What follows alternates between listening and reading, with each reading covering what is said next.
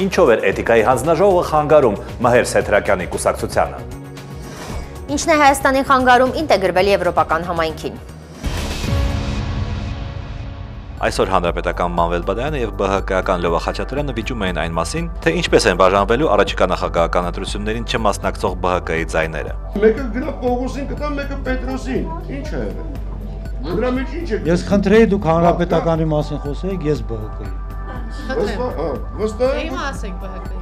Հայտարարության մեջ ամեն ինչ ասված է, իսկ ընտրողները իրենք կորոշեն, ես չեմ կարծում, որ ձայները սեփականաշնորհված են որևէ կուսակցության կողմից։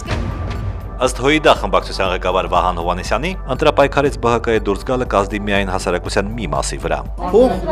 Փող չեն բաժանելու, հասկանում եք։ Դա չի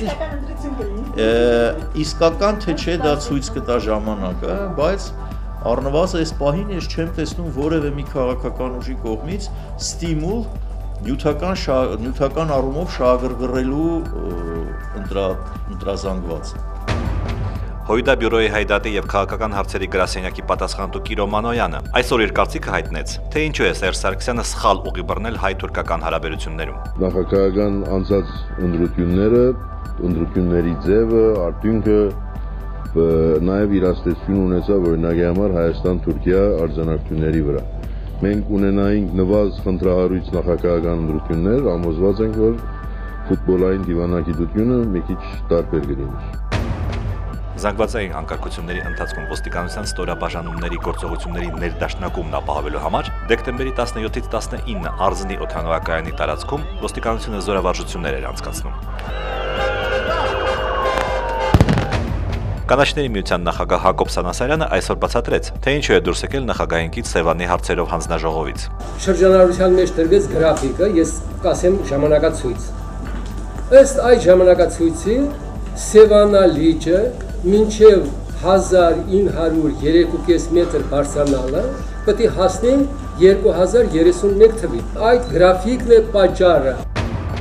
Հայաստանի ճանապարհային ոստիկանության պետի տեղակալ Հայկ Սարգսյանը այսօր հայտնեց, որ այս տարվա ընթացքում անսթափ վիճակում մեքենա են վարել 119 տաքսուվարորդներ, իսկ ընդհանրապես խախտումների համար տուգանվել է 23,000 տաքսուվարորդ։ Ոստիկանը նաև խոստովանեց, որ իր գերատեսչությունը այս հարցում ամենազոր չէ։ Դրանց պետք է վերահսկեն իրենց կազմակերպությունների ղեկավարները, ոչ թե մեր տեսուչին ասենք, գիտեք, այսօր գնացեք մի հատ տեսեք քո 3 գիրիկունը այս տաքսուվարորդը հոգելիս խմիչք օգտագործել է կամ առավոտյան, իրենք պիտի վերահսկեն։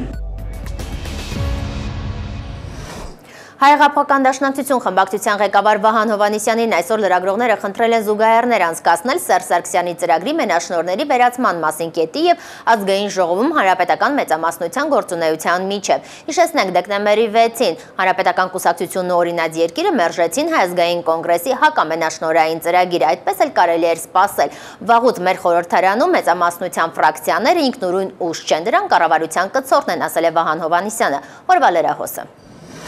Ինչպիսին են Հայաստանի եվրոպական հեռանկարները, այս հարցը այսօր կլոր սեղանի շուրջ էր հավաքել մի խումբ քաղաքական եւ հասարակական գործիչների։ Մենք սովոր չենք վերահսկողության։ Մենք սովոր ենք կամ բռնապետական դիկտատի, որ մեզ վերևից թելադրում են, ասում են սա պիտի այսպես լինի, կամ էլ սովոր ենք փոքր իշխանիկների անարգել գործունեության առանց որևէ խոչընդոտման։ Քաղաքագետ Ռուբեն Մեհրաբյանի կարծիքով առաջիկայում Հայաստանում ոչինչ չի փոխվելու։ Քանի Հայաստանը գտնվում է Պուտինյան Ռուսաստանի, այսպես ասենք, տոտալ վերահսկողության տիրույթում, որ Հայաստանում ինչ-որ արմատական բան փոխվի առանց Պուտինյան Ռուսաստանից կտրվելու։ Իրավապաշտպան Արթուր Սաքունցը Հայաստանի ապագան տեսնում է միայն եվրոինտեգրման գործընթացում, ոչ թե բարի ցանկություններից դրդված, այլ սեփական շահը ճիշտ գնահատելով։ Այսօր հիմնական խնդիրը դա մարտահրավերը դա ռեժիմն է։ Սերժ Սարգսյանի ռեժիմը, հանրապետական կուսակցության միահեծան ռեժիմը։ 17 տարի մի կուսակցություն, մի երկրում չլուծելով բացարձակապես որևիցե խնդիր ու շարունակում է մնալ, դա խայտարակություն է ուղղակի։ Իմիջիալոց ասեմ, հենց նույն Եվրոպան է թույլ տվել, եկեք իրավամբ ասեմ, որ Սերժ Սարգսյանը մեր մոտ դարձել է Հայաստանի գլխավոր ինտեգրատորը, ամենտեղ մեզ ինտեգրում է։ Ընդդիմությունը չի բացառում նախագահի ընտրությունները բոյկոտելու եւ իր ընտրողներին քվեարկությանը չմասնակցելու կոչ անելու տարբերակը։ Լևոն Զուրաբյանն ասում է, որ ընդդիմադիր շարժման շուրջ համախմբված ժողովուրդ կա, ինչ որ կերպ պետք է դրսևորվի նրանց քաղաքական կեցվածքը։ Հիմա դա ավելի արդյունավետ կլինի նախագահական ընտրություններին մասնակցելով, թե քաղաքական այլ մեթոդներ ընտրելով, մենք բնականաբար քննարկում ենք։ Ըստ ԲՀԿ ներկայացուցիչ Վահե Էնֆիաջյանի, ԲՀԿ-ն ընտրությունները բոյկոտելու կամ չբոյկոտելու մասին իր բառերով իմաստուն որոշումը դեռ կկայացնի, հիմա կուսակցությունը քննարկում է այդ որոշումը։ Այն գործընթացները, որոնք տեղի ունենելու Հայաստանի Հանրապետություն, բնականաբար մեր ուշադրության կենտրոնում են գտնվում եւ որոշում լինելու դեպքում մենք բնականաբար կհրապարակենք։ Դաշնակցությունն առաջին կուսակցությունն էր, որ չբացառեց նախագահի ընտրությունները բոյկոտելու տարբերակը, այսօր Արմեն Ռուստամյանը պնդում է, կմասնակցենք, եթե փետրվարի 18-ին տեղի ունենալիքն ընտրություն լիներ։ Եթե ընտրություններ ընտրություն չեն, մասնակցում ենք ինչին։ Ըստ Դաշնակցական պատգամավորի, իշխանությունն իր վարչաֆինանսական ռեսուրսով արդեն կանխորոշել է նախագահի ընտրությունների ելքը, դրանց մասնակցելն ընդհանրապես իմաստ չունի։ Առնվազն գոնե ուզում ենք միասնական օրակարգի հետ կապված համաձայնության հասնել ընդդիմադիր ճամբարում։ Պարոն Ռուստամյանն ասում է, որ օրերս տեղի կունենա Գերագույն մարմնի ժողովը, որտեղ վերջնական որոշում կկայացնեն։ Համենայն դեպս այս պահին կուսակցությունն ավելորդ է համարում իր համակիներին կոչ անել մասնակցել նախագահի ընտրություններին։ Կառաջադրի արդյոք իր թեկնածությունը Հայաստանի Հանրապետության առաջին նախագահ Հայ ազգային կոնգրեսի առաջնորդ Լևոն Տեր-Պետրոսյանը։ Ես վստահ եմ, որ այդ հարցի պատասխանը ես գիտեմ, բայց ես չեմ ուզում ասել, թող այն քաղաքական ուժերը, որոնք դա կոնգրեսին մի խոսքով այդ հարցը ուղղեք։ Դրանից ամբողջ հանրությունը գիտի, չնայած ոչ մեկը չի ուզում դա բարձրաձայնի։ Դավիթ Շահնազարյանը Հայաստանի այսօրվա թիվ 1 խնդիրը համարում է քաղաքական համակարգը։ Նրա կարծիքով քաղաքական դաշտի հիմնական խաղացողներին բացարձակապես չեն հետաքրքրում ժողովրդի ձայնն ու կարծիքը։ Ամբողջապես ինտրիգային մթնոլորտ, քչփչոցային մթնոլորտ երբևէ Հայաստանի պատմության մեջ չէր եղել, որ արդեն մի քանի օր հետո կսկսվեին գրանցումները, բայց այսպես կոչված հիմնական խաղացողները դեռևս չեն էլ կողմնորոշվել։ Նա ուշադիր հետևել է նաև Հայաստանի Հանրապետական կուսակցության համագումարում Սերժ Սարգսյանի ելույթին եւ այն գնահատում է դրական։ Բայց կարծում եմ, որ հստակ պետք է պատասխան տրվեր, ասվեր այն, ինչ որ Հանրապետական կուսակցությունը ասել էր, որ եվրազիական ուղղությունը Հայաստանի պետական շահերի հետ որևէ ընդհանուր բան չունի, ցավում եմ, որ այդ բանը պարզ չասվեց։ Իսկ քաղաքագետների միության նախագահ Հմայակ Հովհաննիսյանը ընդհանրապես որևէ ակնկալիք չունի մեր քաղաքական դաշտից ու հատկապես ընտրություններից։ Հրապարակային քաղաքականությունը նրա համար ուղղակի մահացել է։ Հարկային եւ մաքսային օրենքներում փոփոխություններ կատարելու մասին կառավարության ներկայացրած փաթեթն այսօր խորհրդանում ընդունվեց ձայների մեծամասնությամբ։ Դաշնակցության падգամավոր Արծվիկ Մինասյանը այդ փաթեթում խստացնող դրույթներ է տեսնում։ Իսկ ՀԱԿ падգամավոր Հրանտ Բագրատյանի կարծիքն ուղղակի զարմացրեց падգամավորներին։ Այն որ այս օրենքով դուք մտցնում եք կետ, որ տնտեսավարող սուբյեկտը ընտրում է ինչպես հարկվի։ Ես սրա հետ համաձայն չեմ։ Կներեք, ես տեղ լիբերալ չեմ։ Տնտեսավարող սուբյեկտը այս իրավունքը չպետք է ունենա։ Աժ արտահերտ նիստում ընդգրկված կառավարության ներկայացրած շրջանառության հարկի մասին օրենքի նախագիծը փոխարինելու է ավելացված արժեքի հարկին եւ շահութահարկին։ Պարոն Բագրատյանի կարծիքով մեր նման պետության համար այս օրենքը պետք էր մտցնել միանգամից ամբողջ առևտրի, այլ ոչ թե մինչեւ 58.35 միլիոն դրամ տարեկան շրջանառություն ունեցող փոքր եւ միջին ձեռնարկությունների համար։ Չնայած օրենքում արկա թերություններին, ՀԱԿ падգամավորը կողմ է քվեարկելու նախագծին։ Սա վերցված է նաեւ մեր 100 քայլից եւ 2008-ի նախագահական ընտրություններում մեր տեխնատուի առանցքային կետերից էր։ Ի տարբերություն ընդդիմադիր падգամավորների, հանրապետական Վարդան Այվազյանին լիովին բավարարում է կառավարության ներկայացրած փաթեթը։ Այս օրենքը այս ժամանակահատվածի իր համար շատ ողջունելի է, որովհետև թեթևացնում է փոքր եւ միջին բիզնեսի աշխատանքը։ Ավանդույթի համաձայն հանրապետականները քվեարկեցին նաեւ բացակա կուսակիցների փոխարեն։ 3 հաշմանդամ մեկ ընտանիքում 1988 թվականի երկրաշարժի ժամանակ ողնաշարի լուրջ վնասվածքներ ստացած Սեյրան Գրիգորյանի համար կյանքը դարձել է փորձությունների շղթա։ Նա իր առողջական խնդիրների մասին մոռացել է 6 տարեկանից հաշմանդամություն ունեցող որդու հիվանդության մասին իմանալուց հետո։ Տարիների ընթացքում մի շարք հիվանդություններ է ձեռք բերել նաև նրա կինը։ 5 տարի առաջ այս ընտանիքը Վանաձորից տեղափոխվել է Երևան։ Շաքարախտով հիվանդ եմ, շատ ծանրային վիճակ։ Սեդա Գրիգորյանի խոսքերով կարկուտը ծեծած տեղն է ծեծում։ Սերժ Սարգսյանին հանդիպելու հույսով նա մասնակցել է մայիսի 4-ի Հանրապետության հրապարակում Հայաստանի Հանրապետական կուսակցության քարոզարշավի շրջանակներում կազմակերպված միջոցառմանը։ Հետո սկսեց, որ փուչիկները փայթել է ու ես չեմ զգացել, հենգել եմ ոտնատակ, ղեղի ցնցում էի ստացել, կադրում պարզ երևում է, որ գլուխս բռնած հենց գալարվում եմ։ Չէ, ոչ մի օգնություն չեմ ստացել։ Գրիգորյանների ընտանիքը ապրում է Վարչով, ցուրտ ու խոնավ սենյակում։ Սառնարանը, որը միշտ դատարկ է տան մյուս իրերի հետ, նրանց տրամադրել է տանտերը։ Օրվա հացի խնդիրը լուծելու համար ընտանիքի մայրը փողոցներում կանաչի է վաճառում։ Տուն ունենալու մասին չեն էլ երազում։ Ընտանիքի 3 անդամները միասին 53,000 դրամ թոշակ են ստանում։ Այս ընտանիքը չգիտի, թե ում դիմի գոնե հանրակացարանում մի անկյուն ստանալու համար։ Այսօր Հայազգային կոնգրես խմբակցության ղեկավար Լևոն Զուրաբյանը մինչև էթիկայի հանձնաժողովի վերաբերյալ հարցը քվեարկության դնելը հայտարարել է, որ իրենք չեն մասնակցելու քվեարկությանը, իսկ հանձնաժողովի աշխատանքների մասնակցության հարցը դեռ կքննարկեն։ Նա նաև նշել է, որ այսօր ազգային ժողովի նիստի սկզբում հանրապետական խմբակցության ղեկավար Գալուստ Սահակյանը ինքնախոստովանություն է կատարել, ասելով, թե իրենք կեղծել են ընտրությունների արդյունքները, որպեսզի ընդդիմությունը մտնի խորհրդարան։ Օրվա գլխավոր թեման։ Պատգամավոր Սամվել Ալեքսանյանն ավելի հակված էր սայթաքել, քան պատասխանել էթիկայի հանձնաժողովի մասին հարցերին։ Պաշտոնաթող գեներալ Մանվել Գրիգորյանը պարզապես տրամադրություն չուներ խոսելու էթիկայի հանձնաժողովից։ Պարոն Գրիգորյան, մի հարց կարելի է։ Արաքել Մովսիսյանը հակված էր պատասխանել այն հարցին, թե հանրապետականի ինչին է պետք էթիկայի հանձնաժողովում ունենալ մեծամասնություն։ Որ ստեղծել են ուրեմն պետք է էլի։ Հանրապետական պատգամավոր Մեհեր Սեդրակյանը պատրաստ էր խոսել, բայց ոչ էթիկայից եւ ոչ էլ մեր հարցերին պատասխանելու համար։ Շատ թեթև։ Давай, յալլա։ Давай ինչ իմաստով։ Դասիդանիա իմաստով։ Կատամ ցանոթը փոքեմ։ Давай թռելը։ Ինչի՞ ամը։ Արդեն կապները կդրվել է։ Սանսները թողեցի կնգա կարտել։ Չի հասկացա։ Ինչ են կարել։ Դե գնա լավ։ ՀՀԿ խմբակցության ղեկավար Գալուստ Սահակյանը կարծում է, որ իր կուսակցի պահվածքն այնուամենայնիվ հաճելի չէ, բայց ինքը չի կարող որակավորել գործընկերոջ արարքը, ինքը հետաքննիչ չէ։ Ուզում եք ընդհանրապես ես մեր Սեդրակյանին կանչեմ եւ հետաքննություն կազմակերպեմ այդ առումով։ Պարոն Սահակյանն այսօր ողջևորում է փաստը, որ նման միջադեպեր հաճախ չեն լինում, 10 կամ 5 տարի առաջ բոլորովին այլ վիճակ էր։ Եթե դրանք այսօր միջադեպեր են, տարիներ առաջ դրանք ամենօրյա գործառույթներ էին։ Իդեպ պարոն Սահակյանը միջադեպի մասնակից լրագրողին խորհուրդ տվեց դիմել էթիկայի հանձնաժողով։ Ոչ մի էթիկայի հանձնաժողով չի կարող բարձրացնել մի շարք պատգամավորների, օրինակ Մհեր Սեդրակյանի, Նահապետ Գևորգյանի կամ Արաքել Մովսիսյանի ինտելեկտի, կրթության եւ դաստիարակության մակարդակը։ Այդպիսով ում ձեռքում էլ լինի այդ հանձնաժողովը եւ ինչպիսի որոշում էլ այն ընդունի, այն չի ազդի նման պատգամավորների արժեհամակարգի վրա։ Այսօրվա մեր գլխավոր թեման ինչպես միշտ կամփոփենք հյուրասրահում։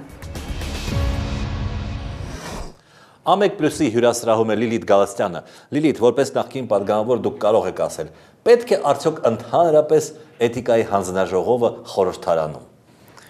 Անկեղծ ասած, ես այդ հարցը տվել եմ ինձ եւ հասկացել եմ, որ էթիկայի հանձնաժողովը ձևավորում ենք ինչ-որ միտեղ ցույց տալու համար, որ համել էթիկայի հանձնաժողով ունենք, բայց ելնելով հայաստանյան խաղի կանոններից կամ քաղաքական մշակույթի ավանդույթներից, ըստ էության, եթե օրենքները չեն աշխատում, որոնք այսպես ունեն պարտադիր իմպերատիվ բնույթ ունեն, էթիկայի հանձնաժողովը, որ ընդհանրապես բարոյական ինստիտուտ էր, արդյոք պիտի աշխատեին այդ ինստիտուտի որոշումները, բանաձևերը կամ չգիտեմ, որևէ դիտարկում։ Ես այստեղ թերահավատ եմ եւ մյուս կողմից էլ երբ որ խոսում եմ մեր իրականության քաղաքական խաղի կանոնների, քաղաքական մշակույթի մասին, երբ որ քաղաքական մեծամասնությունը ինքը ամեն ինչ է եւ դատավորը եւ նախագահը եւ որոշողը եւ ինքն է որոշում քո շարժ ու ձևը եւ այլն, այս պարագայում նույնիսկ մի բազարմանալի է, որ այնտեղ այսպես հակակշռելիություն կար, քաղաքակրթական այսպես արժեքներում եւ ժամանակակից ժողովրդավարության մեջ որոշ ինստիտուտների վերահսկումը վերապահվում է քաղաքական փոքրամասնությանը, եթե դու թափանցիկ ես, եթե դու արդար ես, եթե դու վստահ ես քո ճշմարտության մեջ, մյուս կողմից, քանի որ մեր երկրում գրեթե ինստիտուտներ չեն աշխատում, սա պիտի լիներ հերթական ինչ-որ ինստիտուտը, որի որոշումները ոչինչ էին։ Երբ որ Հայաստանի Հանրապետության նախագահը խոսում է բարձր արժեքներից եւ երկրորդ վարքյանին իսկ համացանցը ողողվում է գաղտնալսումի այդ դիզբոնյան դավադիր կոմպրոմատային ձեռագրով, բարոյականություն եւ բարոյական ճնշումների մասին խոսելը մեր իրականության մեջ մի քիչ այսպես ֆանտազիայի ժանրից է։ Այդ տղաներից մեկը, Մհեր Սեդրակյանը, այսօր հարձակվեց լրագրողի վրա սպառնալիքով։ Արդյոք դա հենց էթիկայի հանձնաժողովի խնդիրների շրջանակներում չէ։ Գիտեք, Միգուցե հասկացան, որ այդ հանձնաժողովը սարսափելի ծանրաբեռնված պիտի լինի, որովհետև այս ազգային ժողովի պայմաններում նա շարունակ գործեր ունենալու եւ մեր քաղաքական դաշտում շատ պիտի ծանրաբեռնվածությունը լիներ։ Սա ոչ առաջին, այսպես ահաբեկումն է այդ խորհրդարանում քաղաքական ճակերտներ մեր գործիչների կողմից, ոչ էլ վերջինը, այն որ անպատժելիությունը ընդհանրապես լրագրողների նկատմամբ եւ ընդհանրապես Հայաստանի Հանրապետության քաղաքացիների նկատմամբ այս անպատժելիության եւ բարոյական ցածր նշաձողի միջավայրում ենք ապրում, նորություն չի, բայց պիտի իշխանությունը ինքը շահագրգիռ լինի այդպիսի ինստիտուտներով նախ եւ առաջ սեփական իշխանության վարկը բարձրացնելու մասին եւ համար։ Շնորհակալություն։ Իմ զրուցակիցն էր Լիլիթ Գալստյան։ Աշակերտին ծեծի ենթարկելու մեջ մեղադրվող Էջմիածին քաղաքի թիվ 2 ավագ դպրոցի տնօրեն Սուսաննա Նազարյանը Կենտրոն Նորգ Մարաշ վարչական շրջանների ընդհանուր իրավասության դատարանի կողմից արդարացվել է եւ վերականգնվել է իր պաշտոնում։ Հավանաբար այս մասին տեղյակ չի եղել Էջմիածնի առաջին ատյանի ընդհանուր իրավասության դատարանը, որտեղ այսօր տեղի է ունեցել Տիկին Նազարյանի դեմ ներկայացված հայցով հերթական դատավարությունը։ Մեր մարզային լուրերը։ Ալավերդու Թումանյան փողոցը հայտ-պետշինին միացնող կամրջի անհարմարությունից ալավերդցիները բողոքում են դեռ տաք ու չոր եղանակներին։ Այսօր անհարմարությանը գումարվել է նաև տեղացած ձյունն ու սառույցը, որն էլ ավելի վտանգավոր է դարձրել մարդկանց անցուդարձը։ Շատ վտանգավոր է սառածություններով քայլելը։ Վախենալով են քայլում։ Շատ վտանգավոր։ Թե պետք է մաքրվի անպայման, աղլեցվի, մաքրվի։ Երկրում ամեն ինչ էլ վտանգավոր էլի։ Կապանի թիվ 7 նախակրթարանի դաստիարակներն ու ծնողները քննարկում են անցկացրել երեխան խաղալիք չէ թեմայի շրջանակներում։ Չի կարելի ասել, երբ դրա բացատրությունը կա։ Եթե ես մտնում եմ խումբ, երեխան ացում է, ենթադրեմ, եւ դա շատ է լինում, այսինքն ես չգիտեմ ճիշտ եմ ասում, թե սխալ եմ ասում եմ չի կարելի, թե չի կարելի է կամ ես ոտնահարում եմ երեխայի իրավունքը, չէ, իմ խոսքը սա է միանշանակ, որ ասում եմ եկեք մի հատ սուս ենք անում, ես էլ ասեք ինչի եք լացում, ես էլ ձեր հետ լացեմ։ Կարելի է հարգել երեխաների իրավունքները, լսել երեխաներին, երբեք չընդհատել երեխայի կարծիքը։ Ալավերդու Սարահար թաղամասի թիվ 12 հիմնական դպրոցում այսօրվանից սկսված դասապրոցեսը ժամը 9-ի փոխարեն կսկսվի ժամը 10-ից, որոշումը կայացրել է դպրոցի մանկավարժական խորհուրդը։ Առավոտյան երեխաները լացելով էին դպրոց գալիս, հենց երեք մի երեխա մտել էր դպրոց ու ցրտից սառած լացում էր։ Ծնողներ կային, որ խնդրեցին այդպես անենք, ունենք նաև հակառակ կողմը։ Ծնողներ էլ կան, որ ասում են երաշտական դպրոց են գնում երեխաները դասաժամերը խախտվում է, բայց ինչևէ։ Ձեռները սառերը փորձը շատ ցավում էր։ Դրա համար գնացի տուն։ Տաք չայ խմեցի, հետո մի լավացել եմ էլ եկա դպրոց։